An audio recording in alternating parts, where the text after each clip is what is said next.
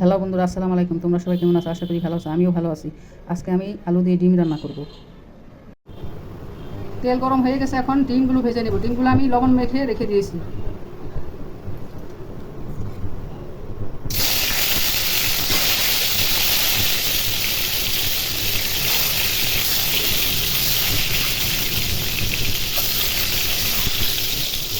ডিম ভাজা হয়ে গেছে, এখন উঠিয়ে রাখবো।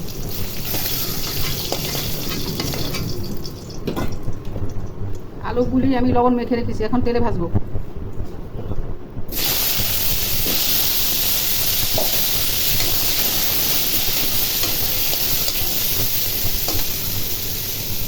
তেল গরম হয়েছে, এখন কটা জিরা ফোড়ন দিয়ে দিব,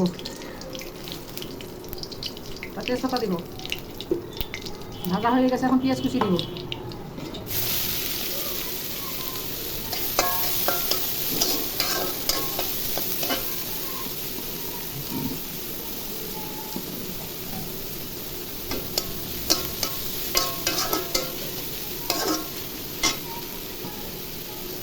পেঁয়াজ ভাজা হয়ে গেছে, এখন পানি দিয়ে দিব।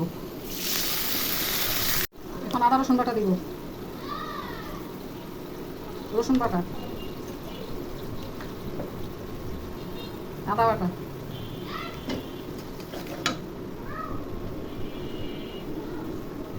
হলুদ, মরিচ, ধনিয়া, লবণ, জিরা একসাথে দিয়ে দিব।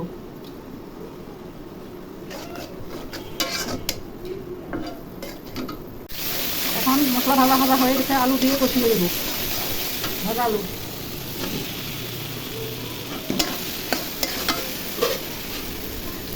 অল্প পানি দিয়ে কষিয়ে নেব।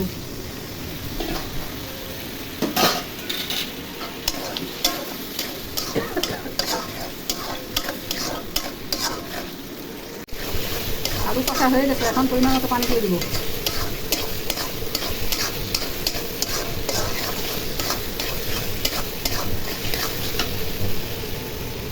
পরিমাণ মতো পানি দিব, নেড়ে চেড়ে ঢেকে দিব।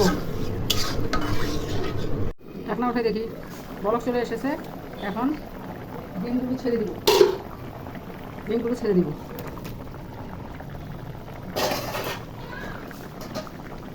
নেড়ে চেড়ে দিব, নেড়ে চেড়ে ঢেকে রাখবো।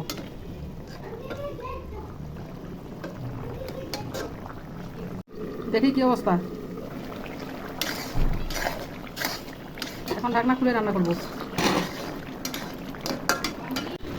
এই অবস্থাতে টমেটোর সস দিয়ে দিব।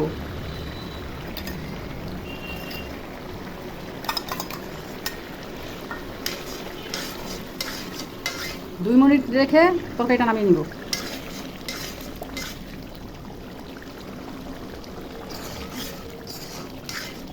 ডিম আলুর তরকারি হয়ে গেল। রান্নাটা ভালো লাগলে ইউটিউব চ্যানেলটা সাবস্ক্রাইব করো আর ফেসবুক পেজটা ফলো করো। খোদা হাফেজ, বাই বাই। নতুন কোনো রান্নার রেসিপি নিয়ে আবার আসবো।